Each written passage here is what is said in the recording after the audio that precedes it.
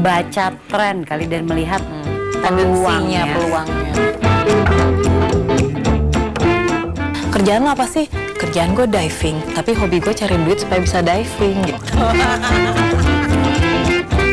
Pertanyaannya apakah dia mau melakukan hal yang sama dengan orang itu atau enggak?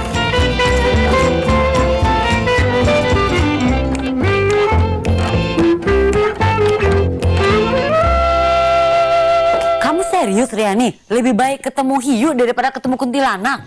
Kalau kuntilanak sama hiu, soalnya beda seremnya sih. Lagian hiu nggak ngeri kok. Lebih ngeri kalau belum bayar utang ketemu debt collector itu lebih parah, lebih serem lagi ya.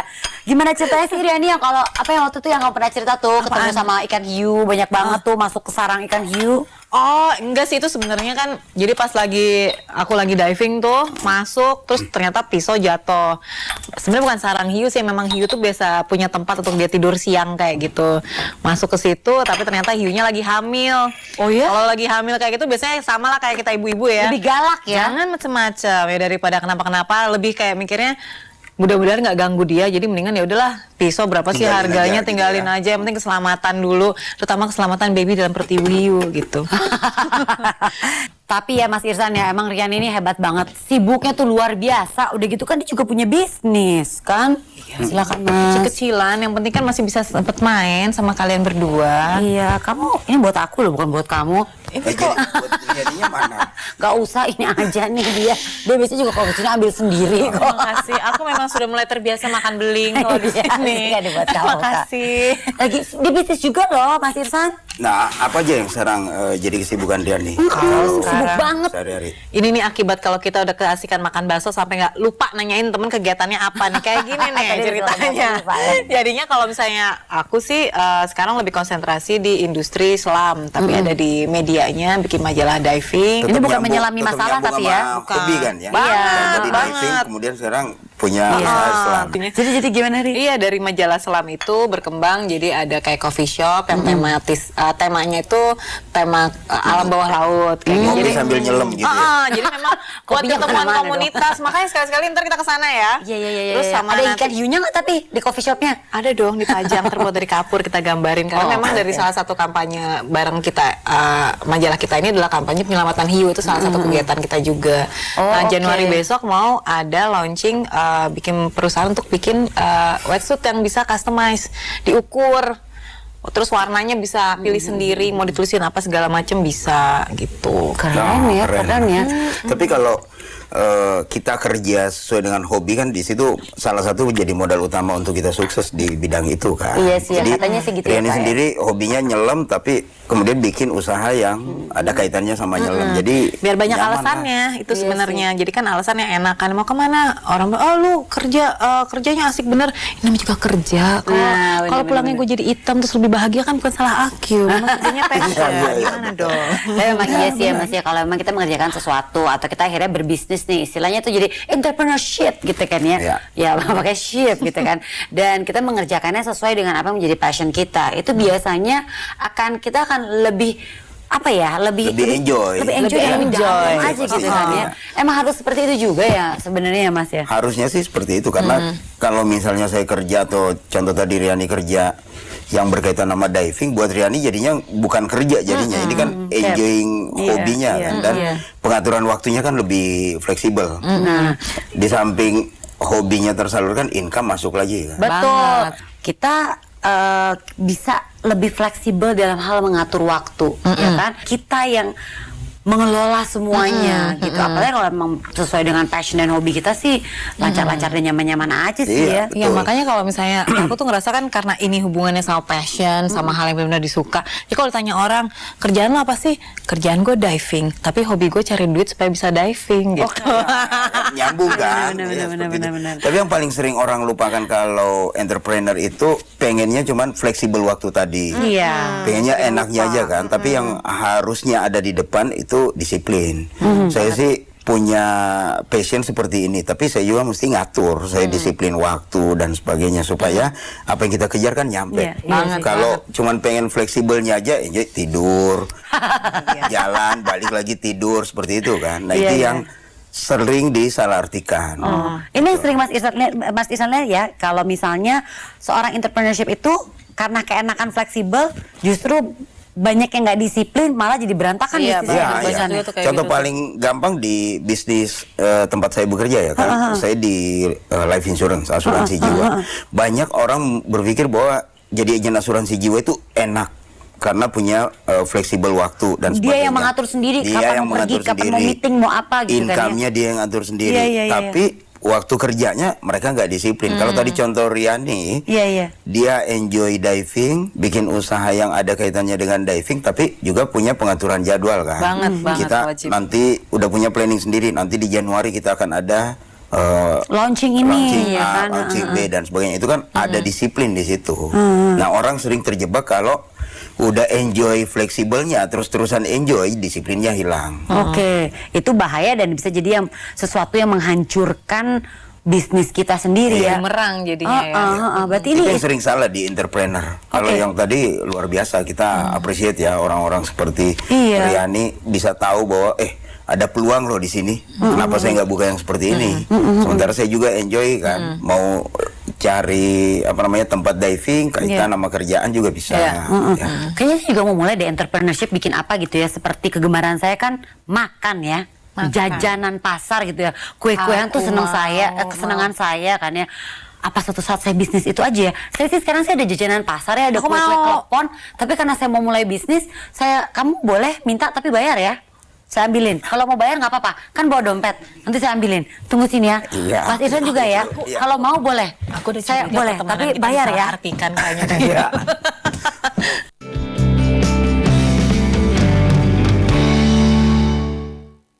Dipersembahkan oleh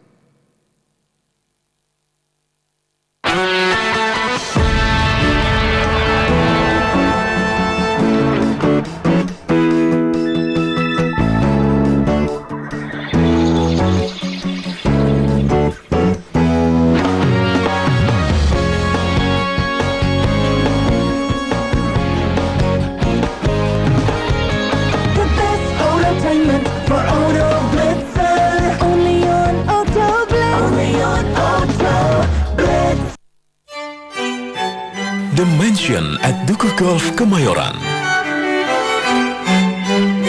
Launching Tower Fontana, lokasi di pusat bisnis Jakarta. Dengan spectacular golf view, bisa dimiliki dengan 60 kali cicil tanpa DP, tanpa bunga.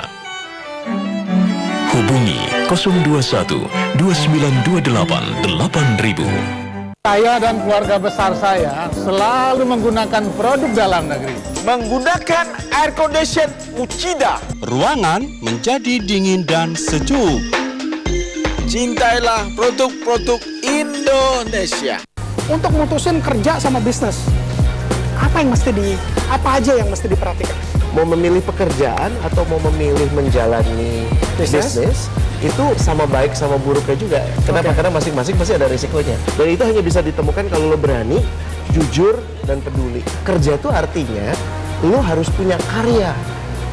Tapi you know what? Itu pelajaran yang paling berharga. Yang on top, kerja atau bisnis? Hari ini jam 2 siang. Kini, Tea Time with Desi Anwar hadir tiap minggu jam 4 sore.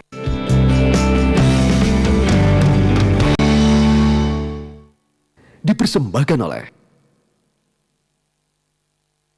Ri, sebenarnya kamu juga sekarang kan udah mulai ngalamin nih resiko-risiko dari kamu berbisnis seperti apa ya kan, pengalaman gak enaknya tuh apa aja. Cerita dong Ri, sebelum aku bener-bener memulai nih bisnis makanan-makanan kecil ini nih Ri. Oke, salah satunya ini aku ada 10.000 ini buat jajanan kita hari ini ya. Iya makasih ya, aku ambil. Aku takutnya lebih mahal. Jadi biasanya sih kalau resiko karena kerjaan ini adalah hobi, biasanya waktunya kalau kita nggak hati-hati lebar kemana-mana. Oh gitu. Ya kan? Jadi kayak kita iya nge-push sih. terus Iya, kerjaan kita, ataupun kadang-kadang ada juga yang ngerasa ini sesuatu yang kita suka, akhirnya santai gitu, nggak mikirin dari sisi bisnisnya misalnya, karena ngerasa udah seneng, udah ngerasa udah cukup, udah kayak gitu aja. Tapi karena aktivitas aku, kerjaan aku ini banyak hubungannya sama alam dan kegiatan fisik, biasanya ya sakit-sakit, luka-luka, itu juga termasuk salah satu faktor resiko gitu. Jadi ada resiko fisik sama ada resiko juga terhadap usahanya. Ada orang yang terlalu enaknya, terlalu enjoynya sampai lupa waktu juga. Nah, itu salah satu hal yang mesti dipikirkan juga. Lupa waktu dalam menjalankan pekerjaannya apa ya? Karena tadi ini hobi / atau garis miring pekerjaan nih Pak. Iya, bisa dua-duanya. Jadi kalau saya lebih melihat ke ini, ada orang yang terlalu merasa nyaman dengan pekerjaan ini sehingga nggak ada disiplin sama sekali. Saya kerja nanti jam 10, nanti jam 12 sudah balik lagi dari rumah, misalnya seperti itu. Itu kan kerja dengan 2 jam dibandingkan kita kerja misalnya totally 6 jam, 5-6 jam, itu akan hasilnya pasti beda. Tapi ada juga orang yang dari pagi sampai malam udah lupa kasihkan kerja, ya kan.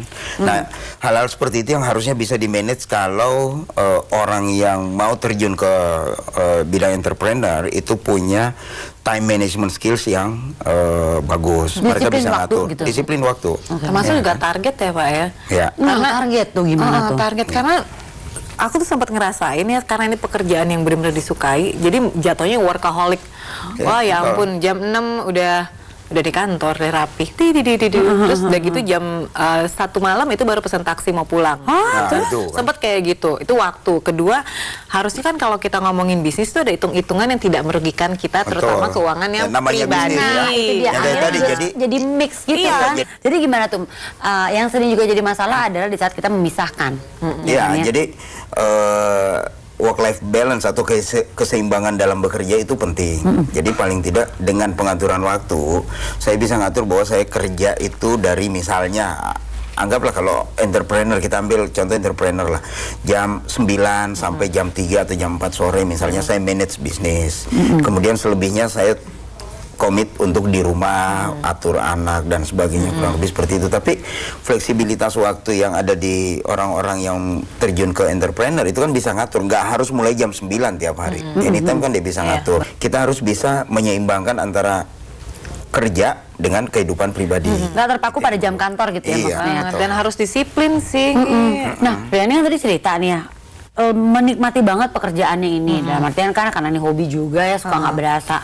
Nah, membagi waktu sama anak gimana? Oh, kalau gue tuh wajib weekend itu wajib sama keluarga, sama anak. Umur berapa sekarang? 7,5 tahun. Aku tuh harus punya jadwal yang nggak boleh dirubah, terutama sama keluarga gitu kan. Dan kalau misalnya itu faktor komitmen juga faktor komitmen. Jadi kayak dulu tuh sempat tuh aku yang kerja terus-terusan yang sampai nggak ketemu anak tuh bisa 10 harian gitu. Nah, kalau udah kayak gitu kan kadang-kadang ya, oke lah kita mikirnya kerja pasti buat anak, tapi itu kan malah nggak balance gitu kan. Nah, sekarang kalau misalnya aku harus ada kerjaan yang kayaknya berhari-hari nggak ketemu anak, aku selalu komunikasikan ke dia dan diganti harinya. Hari pembalasan. Hari pembalasan. Jadi quality time yang misalnya kita liburan bareng kayak gitu-gitu.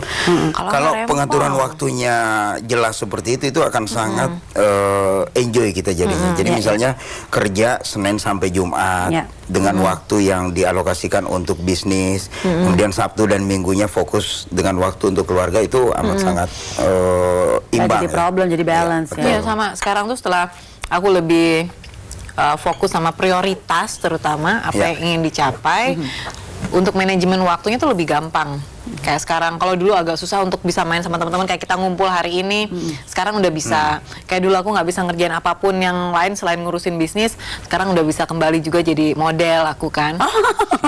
Model bawah laut bareng sama ini ya. Baru aja saya mau ngomong. Lagi ganti Putri Duyung. Tadi ada poin yang Riani angkat, target. Ya kan, kalau namanya bisnis ya, saya harus bisa menghitung juga apa sih yang mau saya capai. Sama misalnya di bisnis tempat saya bekerja itu, kita setiap agen asuransi jiwa itu mesti punya target. Dia pengen capai apa di akhir tahun. Nah, itu baru bisa dicapai kalau memang kita punya disiplin sama passionnya seperti tadi dikatakan Riani, itu ada di situ. Jadi enjoy waktu dalam bekerja, kemudian punya work life balance yang imbang antara waktu kerja dengan keluarga, dan juga dia tahu apa yang dikejar. Nah itu yang penting. Ngomong-ngomong, stres. mana telepon satu lagi? Ini tuh satu, kita tuh satu-satu Isi loh. tiga Aku ya? satu, Riani satu, Mas Irsan satu. Tadi udah saya minta diwakili. I'm sorry, I can't speak bahasa. I don't understand ya. Dan kalau makan itu harus dihabisin. Ini juga iya, dihabisin. makasih, Bu. Iya, Aku tolong ya. dibully.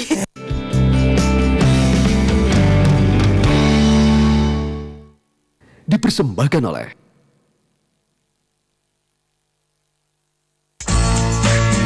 Dapatkan Rukan Arcadia, Rukan 3 lantai.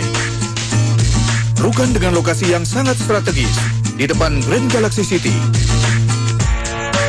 Ditawarkan dengan harga 1,65 miliar rupiah sudah termasuk PPN.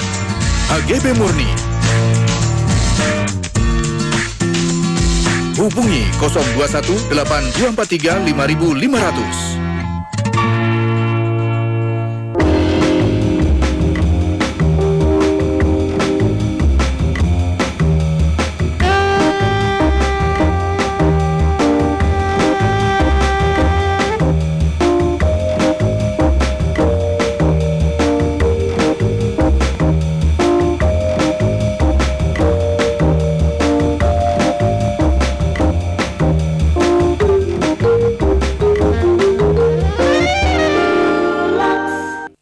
Baru, Realitas, setiap Senin hingga Kamis jam 11 malam.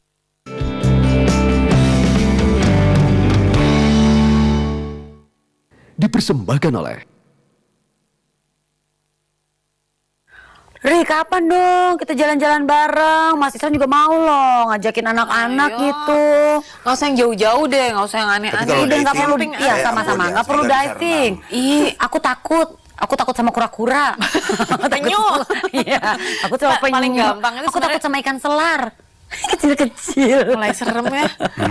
Kamu takut karena kamu sudah memikirkan entrepreneurship itu. Betul. Takut ditangkap itu dijualin bikin selar balado. Itu bener sih. Tapi nggak usah yang jauh-jauh, di belakang rumah aja, bikin camping ground biasa gitu. Iya Jadi sih. di halaman rumah beli tenda yang murah meriah. Udah kita barbekyuan aja bareng-bareng di situ, itu lebih seru lagi. Iya sih, benar. Tapi kamu jangan jual kue-kue dengan harga mahal ya. Aduh, kan saudara kita. tetep aja loh. Aku tuh mau urus-urus loh nih. Aku harus hitung-hitung nih nanti. Kamu udah makan Pokoknya klepon. mental bisnisnya udah keluar ya, mental Iya, kan entrepreneurnya udah. penting dong, Iya. Mas. Ya kan? Iya, jadi emang nggak semua orang memiliki mental entrepreneurship ini, Mas Irsan? Tidak semuanya, dalam arti gini, sebetulnya semua orang harusnya memiliki Penting nih untuk punya ya seperti mental ini. entrepreneurship Tapi ini ya. banyak orang yang tidak punya keberanian untuk terjun karena takutnya nggak ngerti pasarnya, kemudian takut gagal di Takut awal rugi, dan gitu sebagainya, kan. takut rugi, ya kan. Contoh kayak misalnya saya senang makan, pengen buka restoran Padang karena enjoy, tapi kalau yang makan saya terus ya tetap ujung-ujungnya rugi kan. Jadi sebelum terjun memang banyak hal yang mesti dipikirkan. Misalkan contoh pasar, apakah memang pasar mendukung untuk itu. Tadi kalau contoh Riani, ini hal yang unik ya, karena berkaitan dengan diving. Pasarnya juga segmented. Nah kalau masih kurang bisnis seperti itu, semua orang akan lari ke misalnya usahanya Riani untuk misalnya mau beli alat-alat diving, mereka akan taunya bahwa oh Riani deh, kalau diving saya hubungi Riani deh. Nah sama, semua bidang entrepreneur itu kita mesti punya kemampuan untuk melihat pasar. Ikut tren gitu, Pak. Ikut dalam arti kalau saya melihat orang lain punya kesuksesan di bidang itu, contoh paling gampang kembali lagi di tempat saya, seorang agent kalau dia berhasil, dia punya komitmen untuk bekerja dengan baik dan dia berhasil, income-nya akan luar biasa besar. Nah, banyak orang yang mimpi mendapatkan hasil yang sama. Siapa sih Pak yang ngomong, ya kan? Siapa ya kan sih yang ngomongin income besar ya, Pertanyaannya Mas? apakah dia mau melakukan hal yang sama dengan orang itu atau enggak? Karena biasanya dan seharusnya orang yang menghasilkan yang seperti tadi, hasil income yang besar, kemudian pencapaian-pencapaian yang luar biasa, itu kalau orang punya disiplin tinggi. Jadi saya enjoy kerjaan, tapi saya lakukan secara profesional, ya dong. Oke. Ya kan? Jadi mungkin kayak attitude kita terhadap satu barang dagangan misalnya kan, produk yang mau kita jual, seringkali tuh kultur masyarakat kita itu suka malu-malu jualan untuk nunjukin positivity asetnya gitu. Jadi malu-malu bilang, ayo dong lo kalau misalnya mau jual tas lo bilang kalau tasnya tuh bagus, ini karena malu takut dibilang Memasarkan sombong. produknya. Memasarkan itu nggak boleh malu-malu gitu. Itu mental barrier atau penghalang, salah satu penghalang yang lain. orang kita masih cukup banyak rasa malu untuk menjadi seorang misalnya penjual, menjadi marketer. Nah, itu biasanya orang Indonesia masih punya gengsi yang cukup tinggi di situ. Padahal kalau dia bisa melakukan itu dengan baik, wah, income akan luar biasa. Membaca tren kali dan melihat peluangnya, itu menciptakan tren juga komitmen bisa, yang tinggi. Pokoknya saya pengen berhasil di sini. Contoh kalau Riani, kita baru ngobrol mengenai bisnis divingnya, pasti ada misi lain di belakang itu kan. Paling tidak dia pengen memasarkan memasyarakatkan diving, ya kan? Dengan cara apa? Jual alat-alat diving, customize wetsuit untuk diving dan sebagainya. Itu kan hal yang luar biasa. Ada entrepreneur atau pekerjaan yang modalnya sedikit tapi bisa menjanjikan income yang besar. Ya kan? Nah, kita cari tahu seperti umumnya gitu tuh, modal sedikit income-nya besar. Ya, semua orang juga maunya gitu. Modal sedikit, income besar, kerjanya nggak ada. Mimpi itu kali itu ya. Jadi banyak yang seperti itu. Jadi ngelihat orang berhasil, wah saya pengen seperti dia nih. Tapi saya nggak mau ngelakuin apa yang dilakukan oleh orang itu. Kenapa? Capek lah, nggak ada disiplin harus waktu dan sebagainya. Nah, gitu. Seperti contoh pengusaha sukses kita harus mau melakukan. Kita ibaratnya kalau udah kerja kayak gitu jangan tanggung-tanggung. Terutama persiapan fisik mental. Perlu. Kayak gitu. Sadis. Saya juga abis ini mau bisnis tukang pijit, Bu. Oh, boleh deh, tolong satu pijit 2.000 nih. Udah mulai 2.000. Iya, udah diskon dong telepon nih tadi. Pijit kan sekarang di mana-mana kan. Bener sih. Jadi mungkin yang mesti kita ingat nih, untuk saya nih yang katanya mau cerita aja mau bisnis kue-kue ini ya, makanan, kita harus bisa melihat pasar seperti apa ya kan. Kita juga harus memiliki kemampuan yang gigih dan kemauan yang gigih untuk bisa memasarkan apa yang kita miliki ini ya kan ya. Lalu kita juga harus komitmen sih yang paling penting. Paling penting komitmen, disiplin. Ya, dan juga tetap harus bisa membagi waktu, ya kan? Fleksibel pastinya, tapi tetap kita harus bisa disiplin. Pokoknya kita mulai aja pakai tukang pijit itu. Enak loh, bisnisnya bagus, marginnya gede. Tunggu dulu, ya kan? Hitung-hitungan aja kita mulai aja ya. Tukang pijit sambil diving coba. Satu paket, satu paket. Sambil aku jualan kue. Di bawah ya, yang beli hitungan paket yang tadi. Ayo keluarin, ayo punya kalkulator ya, belum? Pinjam kalkulator, ayo mau hitung dulu berapa tadi, udah pada makan berapa teh semuanya ya. Aduh. Katanya mau ditraktir. Tadi lemper 1. Teleponnya 2. Lemper 1 50.000. Teh manisnya setengah gelas. Teh saya setengah juga. Setengah gelas. Kalau mendingan sih kalau gini, kalau setengah gelas